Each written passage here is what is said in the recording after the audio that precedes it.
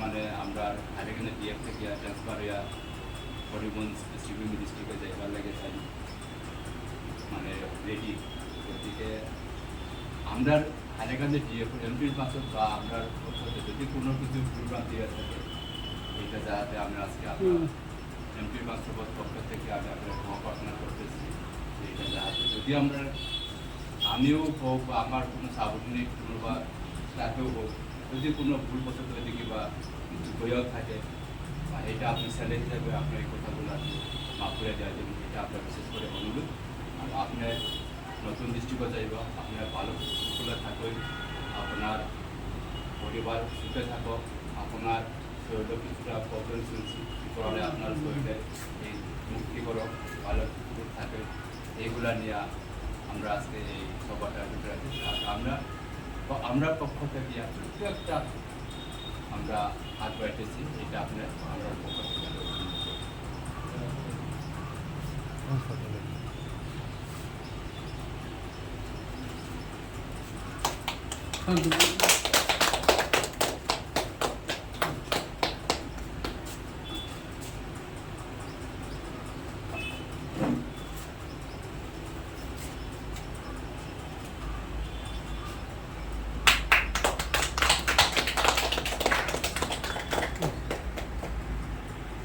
একটা বাসন শুনলো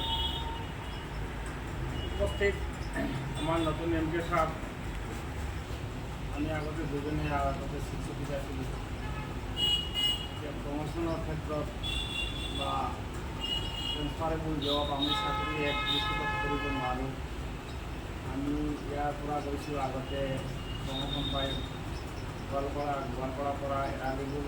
পৰা আকৌ কাছাৰ ডিএফৰ পৰা আকৌ প্ৰমোশন পাই গ'লোঁ শ্ৰীভূমি দিয়ে শ্ৰীভূমিৰ পৰা আকৌ 9 মাহ পাছত মোক ডিআইজি ছাৰে আমাক ট্ৰেন্সফাৰ কৰি দিলে 22 মাৰ্চ 2022 আমি হাইলাকান্দিত জইন কৰিছোঁ আই চি হিচাপে বৰ্তমান যেদিন আহিছোঁ নেক্সট দিনে মোক আই চি দিছোঁ ট্ৰেন্সফাৰেবল জব মেডামে বহুত বদলাবদলি কৰিছে আজি ইয়াত কালি তাত তেনেকুৱা কৰি আমি লাষ্টত বহুত দিন আমি আছিলোঁ সদৰ থানাৰ পৰা মেডামে আকৌ লৈ আহিলে মোক নাই সুযোগ প্ৰকাশ ছাৰে অলপ মেডামে বেয়া পাই কি কৰি দিয়ে তাক আঁতৰাই দিলে আঁতৰাই যোৱাৰ পাছত মেডামে ইয়াতে আনিছে ইউ হিচাপত আৰু হিচাপত এতিয়া চাকৰিৰ ওপৰত অভিযানৰ সদায় হুকুম মানি চলিব লাগিব আমি আশা কৰি যিমান প্ৰায় 9 মাহ হ'ল ইয়াতে